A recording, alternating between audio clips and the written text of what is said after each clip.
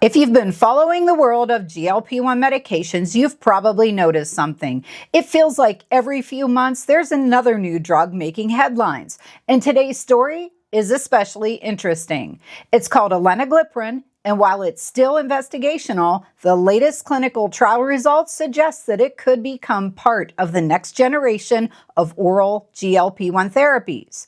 But here's what makes this moment really important. We are no longer just talking about injectable medications like Ozempic, Wegovy, or Zepbound.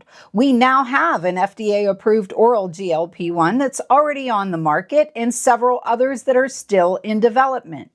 So in today's video, we're going to break this down clearly. What Aleniglipron is, how it works, what the latest trials show, and how it fits into the bigger picture alongside approved and emerging GLP-1 medications.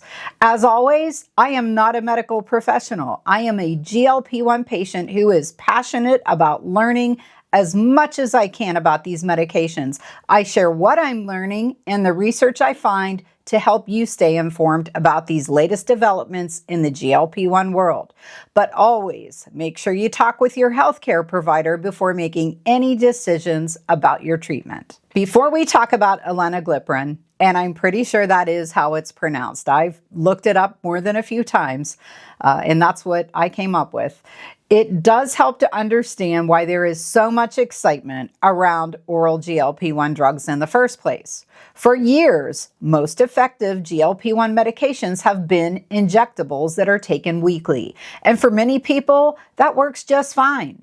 But for others, injections are a barrier. Not because the medications don't work, but because the delivery method can affect whether someone even starts treatment in the first place.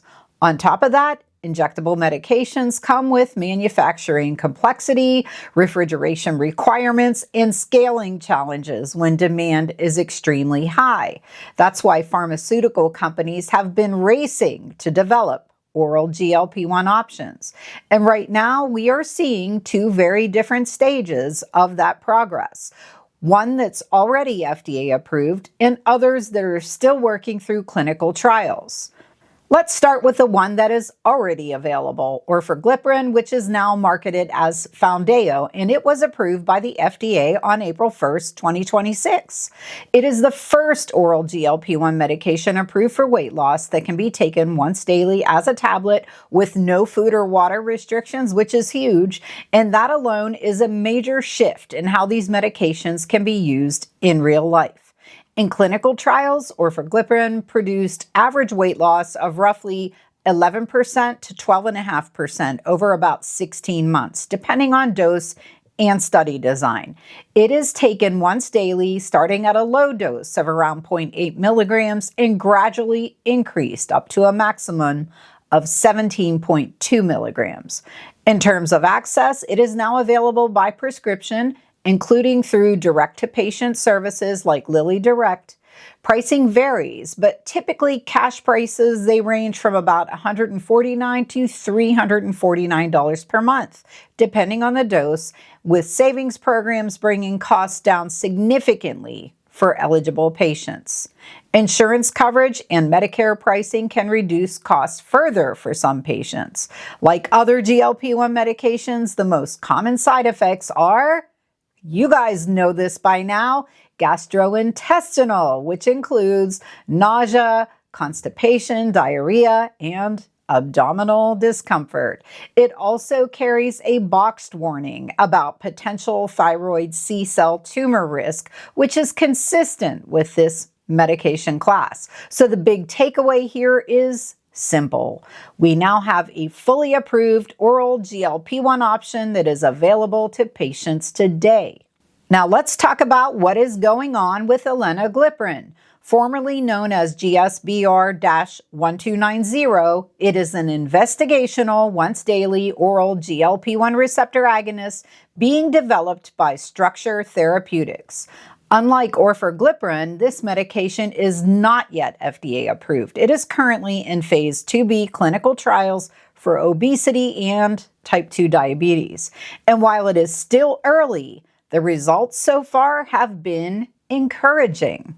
Even though it's chemically different from injectable GLP-1 medications, it works through the same pathway.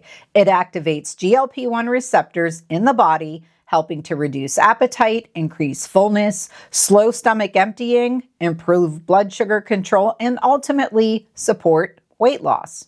In the most recent phase 2b study, researchers enrolled 230 adults with obesity or overweight across 38 U.S. medical centers. Participants were assigned to receive either placebo or Aleniglipron at doses of 45 milligrams, 90 milligrams, or 120 milligrams. The medication was gradually increased over time, similar to how injectable GLP-1 medications are titrated in clinical practice. The study lasted 36 weeks. Here's what researchers observed. Average weight loss was 9% in the 45 milligram group, 10.7% in the 90 milligram group, and 12.1% in the 120 milligram group, compared to about 0.5% in the placebo group. Even more notable, 86% of participants lost at least 5% of their body weight, 70% lost at least 10%, and 38% lost at least 15%. Researchers also noted that weight loss had not yet plateaued by week 36, suggesting that results may continue with longer treatment. And side effects, of course, were consistent with other GLP-1 medications. The most common were gastrointestinal, including nausea, vomiting, diarrhea, and abdominal discomfort. I say that an awful lot on this channel, I think.